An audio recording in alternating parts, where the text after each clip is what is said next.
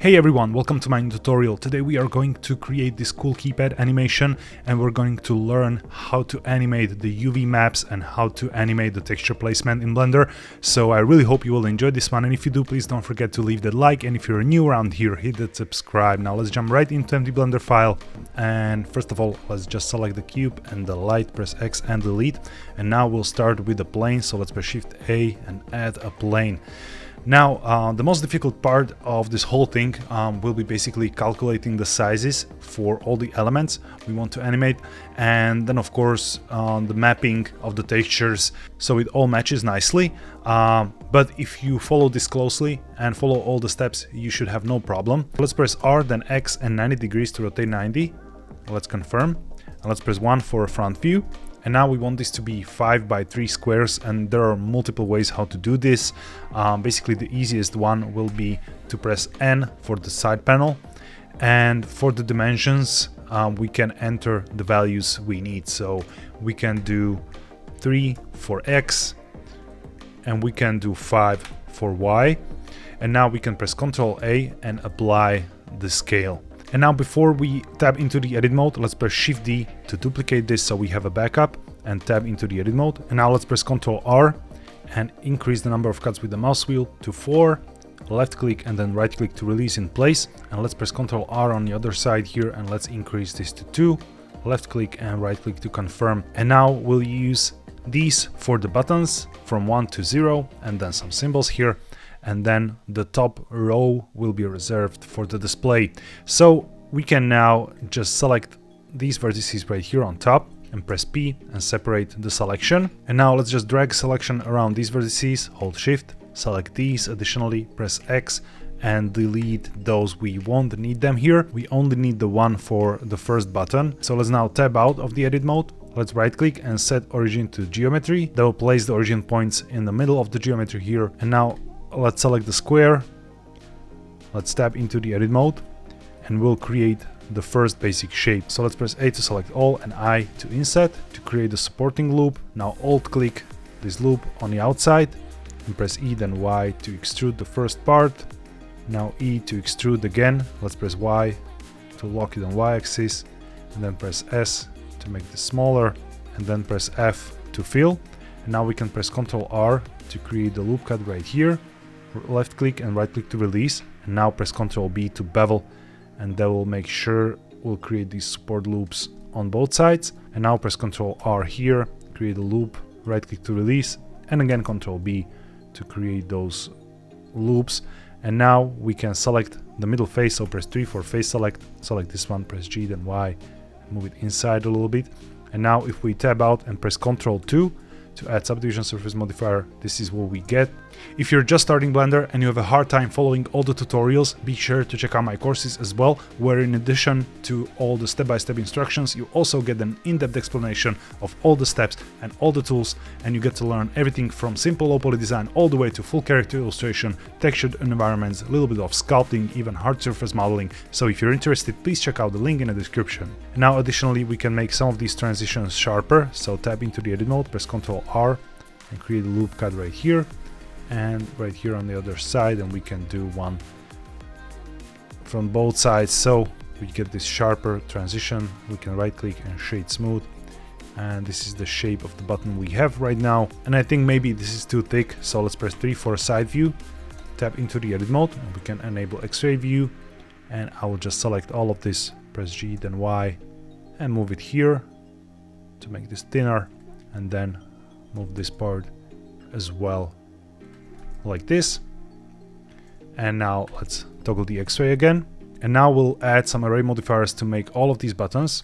So let's add the first one and let's increase the 3, and now we'll add the second one, set factor X to 0 and Y to -1 and increase the number to 4. And now let's create a similar shape right here. So let's select this part right here, tab into the edit mode, and again we can press A and I to inset to create some supporting loop, alt click this outer loop, and let's look from the side, press E then Y to extrude. And here we can go a little bit further away, you will see why just in a second. And now let's press E then Y again to extrude. Now let's look from the front, press S then X and scale it inside, and S then Z, and do a similar shape like that.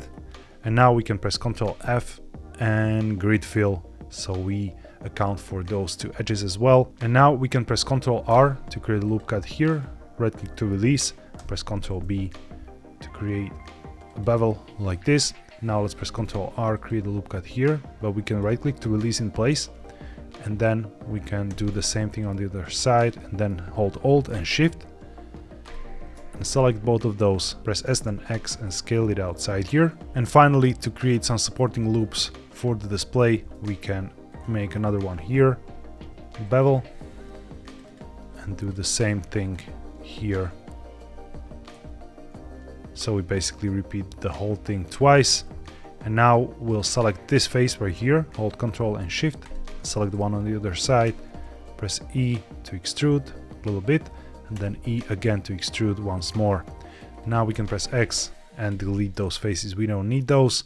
We can tab out and press Ctrl 2 to add that subdivision surface modifier, right click and shade smooth. And now we can hold Shift S and snap cursor to select it, and let's press Shift A and we'll add a plane. Now for this plane, the important thing will be that it's 4:1 ratio. So let's look from the front, let's press R then X and 90 to rotate 90 degrees. And here again we can do 4 at X and 1 on the Y axis. Then Ctrl A and apply the scale. And now we can tab into the edit mode and press S to scale this down. And basically just let it fill the edges here. This little overlap on top and the bottom doesn't really matter too much, it's really subtle. So the important thing is that we cover the whole opening there. So this will work just fine. So we can now tab out, press G then Y and move this thing towards the front. So we have the display there. And now for the back side, we'll just tab into the edit mode. Let's press 1 for vertex select, and we can press Ctrl Shift B to create a vertex bevel and increase number of cuts with the mouse wheel. And let's try match the corner there, something like this. And now we can press A and E to extrude. And let's press Shift D, then Y, and let's move it slightly, and then extrude again. And now, just to be safe, let's press A and Shift N to recalculate the normals. And now we can tab out and let's enable face orientation. And you can see we have flip normals here as well. So tabbing to the edit mode, press A and Shift N, and let's do the same thing here. So now that's the modeling part. And now let's figure out the texture mapping and the texture animation. So let's disable the face orientation. Let's expand this window right here, and we'll switch this to UV editor right there. And now let's select the button here and let's create a new material there. Let's call this key. And now let's select the display and we'll create a new one there, and let's call it LCD, for example. Now I will select the button, and here on the base color I will click here and bring in image texture, and I'll import this Keypad PNG texture. You can find a link in the description. That's the one I prepared in Figma, and I will say a few words about it just in a second. So if you now tab into the edit mode, we should see the texture mapped here. By the way, let's expand this part as well, and let's switch this to shader editor. So now you can see what happened when we added the texture node right here. You can see here in the node editor, it's connected to the shader and it's loaded up here. And this is the mask that I prepared in Figma. The most important thing here is that it's split into 6x6 squares. That's why these numbers are ordered differently than they will appear here, because I wanted to maximize the texture resolution here, so the display is as large as possible, and we have 6 of those right here underneath. And now we just need to map these things exactly so they show in the viewport. So now if we hold Z and go to material preview, you can see this is what you get. So let's look from the front, tap into the edit mode, let's press A to select all, and let's just use U for unwrap, and let's do project from view bounds, because this is square and we can just project it like that on the whole texture. Important thing is that you're in the front view when you do the project from view, because if you rotate this and do project from view you will see this will be, rotated. So make sure you're looking at it from the front view. Let's do the projection. And now we know this is 6 by 6, so we can just select A here in the UV editor. We can press S and then use slash on a numpad and 6. So this will divide the scale by 6, and we can confirm. So now this will be perfectly matched, and now we just need to move it on the number there. But we want some precision there as well, and we can use some snapping. So first we need to prepare some grid. So when you scroll here, you will see in the guides menu we have some grid options, and we can set this to fixed, and we can set this to 21 by 21. And since the texture resolution is 2100 by 2100, and this would mean we would snap every 100 pixels. But since the squares, if you divide 2100 by 6, you will get 350. We need increment of 50. We'll need to double this. So let's do 42. So that'll be our grid size. And now let's switch the snapping to grid. And let's go to the UV menu and constrain to image bounds, and now press G and move this all the way to the corner until it snaps here. And now we can press G and then B, and if you press B you will see this little circle, and you can just grab whatever corner you want and just move along those grid increments, and you will see we'll match this perfectly on that tile with the one. So this is the first mapping we want to do, so let's tab out, and now let's select the display, tab into the edit mode, and here we want the same texture. So let's just do it here in the node editor so you can see the other option as well, and we'll enter image and basically import the same texture right here. We don't need to open it anymore. And now if we tab into the edit mode, you can see the whole texture and the mapping. So now we can press U and again choose project from view, but not bounds, because this is not a square.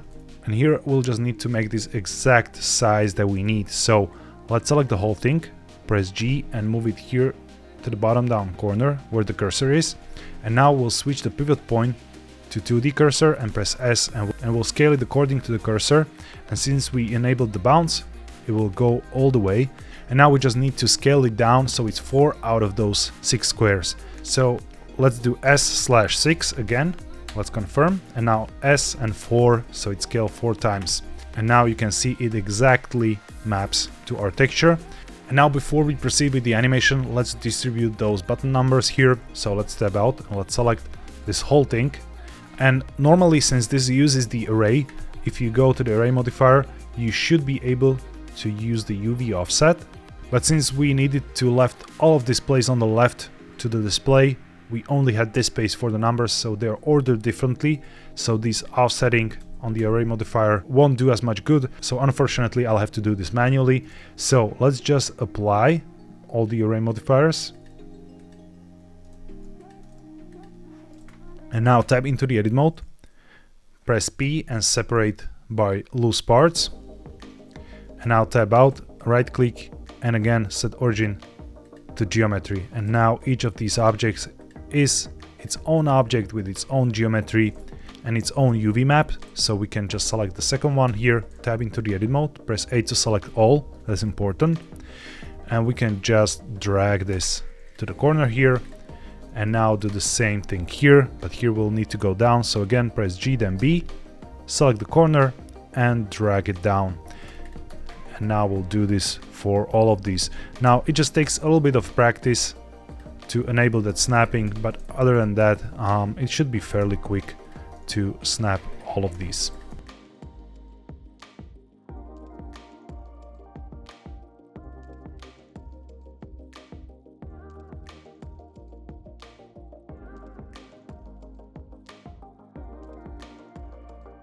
And now that all of these are mapped, let's add some more definition to the rest of the design here. So I'll go back to the solid view and let's add some bevel modifier here.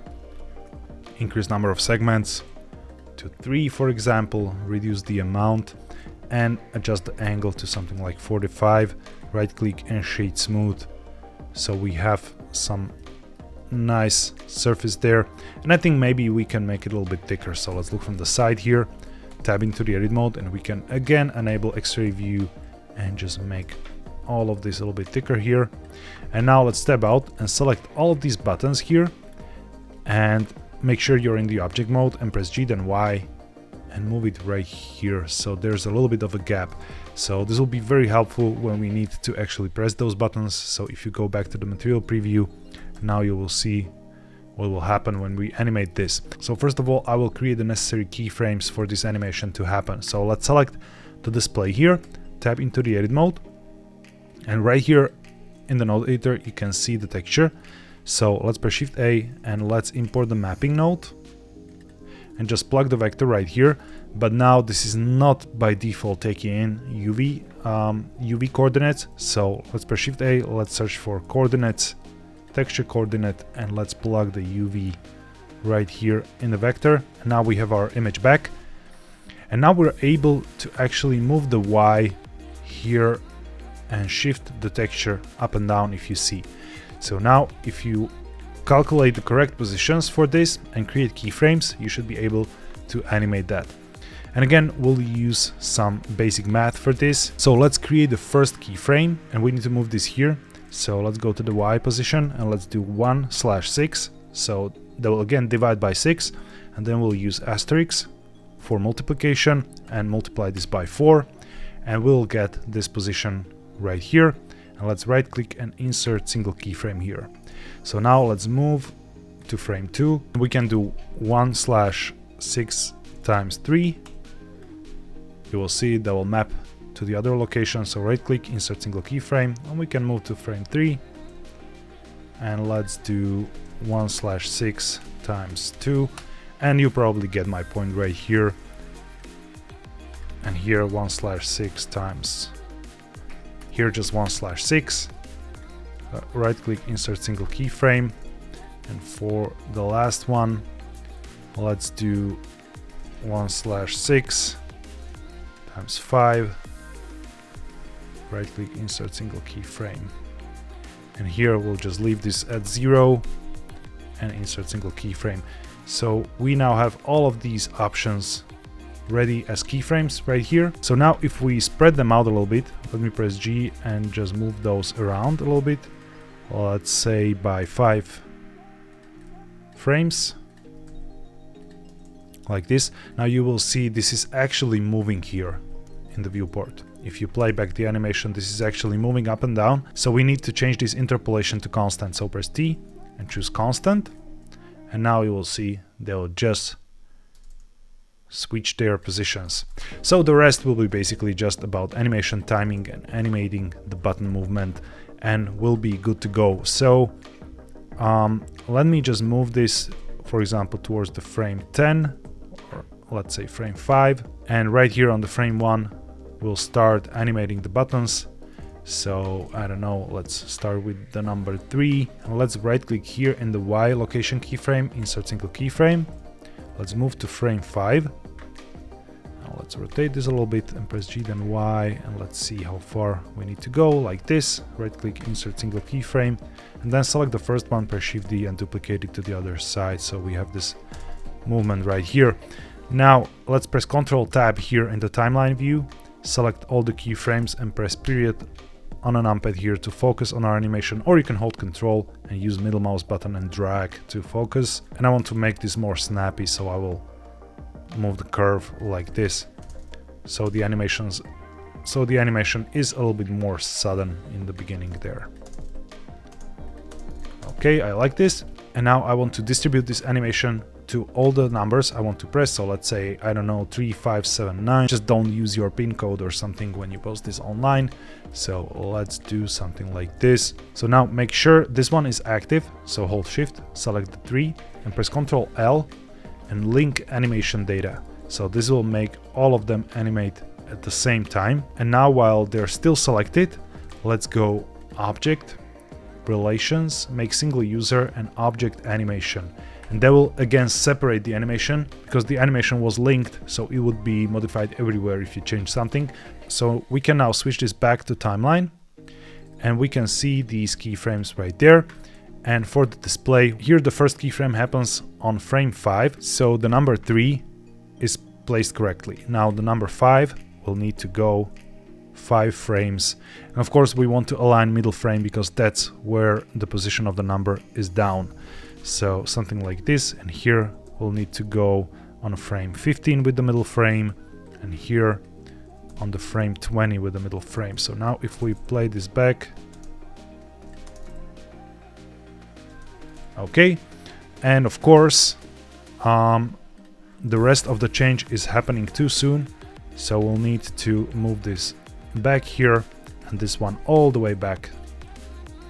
The access will be happening later. First we'll get denied, so we'll do the animation with like 2 attempts. So here we get the denied animation, and then we can do the same thing all over again. So we can select all of these 4, press Shift D, and just duplicate them to, I don't know, frame 80 for example, and then move this one closer here. So this will serve as an animation blockout for us, and we're ending on frame 115. We can modify this to something like, I don't know, 160, and now we can play back the whole animation. Okay, but we're missing more number animations. So let's, for example, say that the number 3 will be the same, number 5 will be the same, but then we'll switch the 9 and 7 vice versa, because that was just a mistake. So we can basically select all of these, press Shift D to duplicate them, and move them to frame 80. But remember, we need to be moving this, we need to start on the middle frame, so let's move it like this. So now this would be the same thing, but here we want to switch these in the back. So here we'll go to frame 90, and here we'll go to frame 95. And that's basically the whole animation blockout. And now let's just give this, you know, some colors and some nice presentation. So let's hold Shift S, snap cursor to world origin, and let's reset the camera here. So select the camera, press Alt R and Alt G. Press G, then Y, move it back, and then R and X and 90 to rotate 90 degrees, and we can press 0 to look from the camera, press G and Z twice to move back a little bit. And now here we can go to the view mode and enable camera to view, so we can now use our viewport controls to position the camera like this, for example, and don't forget to disable that. Okay, and now let's press Shift A and let's add a plane. Now let's press G, then Shift Z to move it back here, and let's press R twice to rotate it like this and scale it all the way up, so that'll be our background, and the rotation is a little bit off, so let's do something like this. And now let's go to the render settings, cycles. I will enable GPU denoising for viewport and GPU denoising for render, and something like 128 will be fine for the final animation. Speaking of which, let's go to output settings and switch to 30 FPS.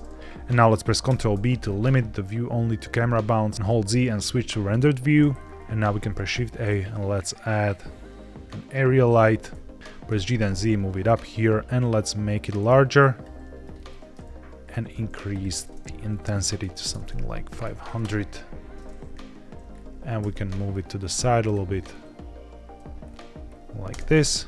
Now let's parent everything here. So I will select all of these objects right here, hold Shift, select the back panel, and press Ctrl P and object keep transform.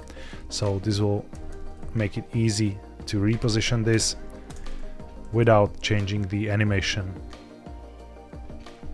So let's rotate it a little bit like this, maybe to the side here.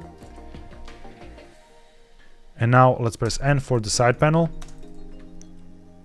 And in the item menu, let's go to frame 1 and right click and insert single keyframe for Z rotation, and Shift D here to move it all the way back here. And now, like first third of the animation will go to one side, right click, insert single keyframe, and then we'll return to the other side here. And now press Ctrl Tab here to go to graph editor, and again we'll focus on our animation and adjust the curve a little bit so it doesn't slow down when we switch from final frame to first frame. So something like this here, and let's make it more smooth. Okay, something like that. Now if we play back, we get this continuous loop. Okay, this looks great.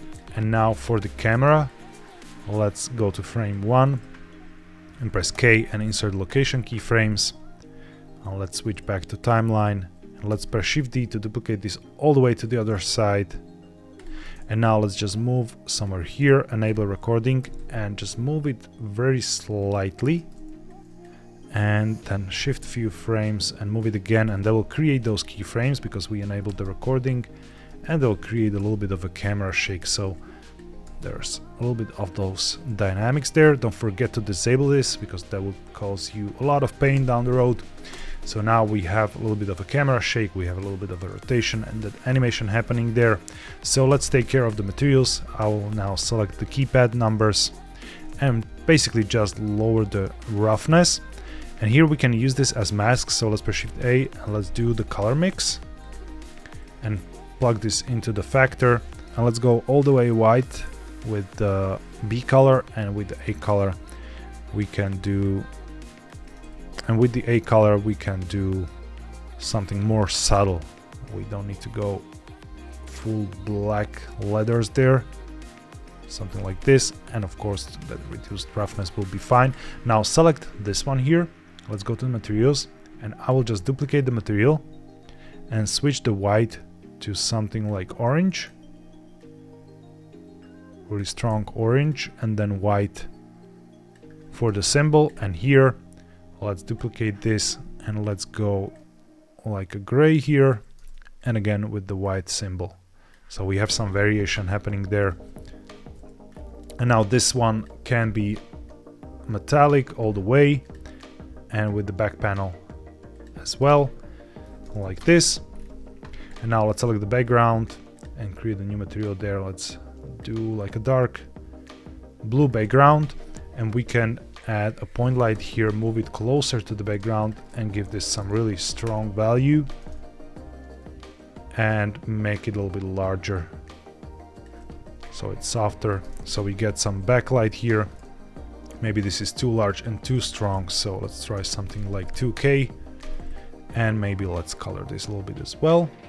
Okay, and here we can go a little bit stronger, I think, a little bit further away, and then we can go closer here. And don't forget, you can also change the world color to give this some more colored ambience here. Okay, and for the LCD, let's actually color code this. So let's add a mix color node here as well. Let's plug this to factor. And here, for example, like gray color and then black color for the digits. And now let's press I hovering over the color here. And now if you want to see those keyframes, you need to make sure the node is selected and highlighted here. And now let's move to the night where it's happening on the frame 40. And here we can change this to red color, for example. Okay, and press I to insert keyframe. But the color change will be gradual, so remember, you can press A and choose T and constant change. So it will just happen here. And then we need to go back when we again start typing. So here on the frame 80, we need to have this frame.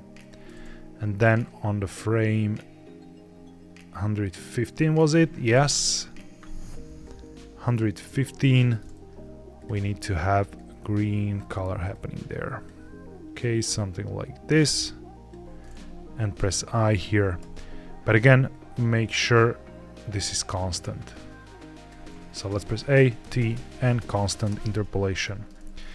So yeah, that's what the final animation looks like. Now we can just go to the render settings, color management. First of all, make sure to enable motion blur, and then we can choose some higher contrast look and play with the exposure so we get something nice and sharp. And here we can change color of this light a little bit. Okay, I really like this. And now back in the render settings, we can go a little bit higher up with the exposure. And finally, in the output setting, make sure to switch this to FFmpeg, and for the encoding I will go with MP4. Now just select your folder right here and go render animation, wait out your frame, and your animation will be ready. So that's it for today's animation tutorial. I really hope you enjoyed this one, and again, if you did, please leave that like, and if you're new around here and want to learn more like this, hit that subscribe. Thank you all for watching and have a wonderful day.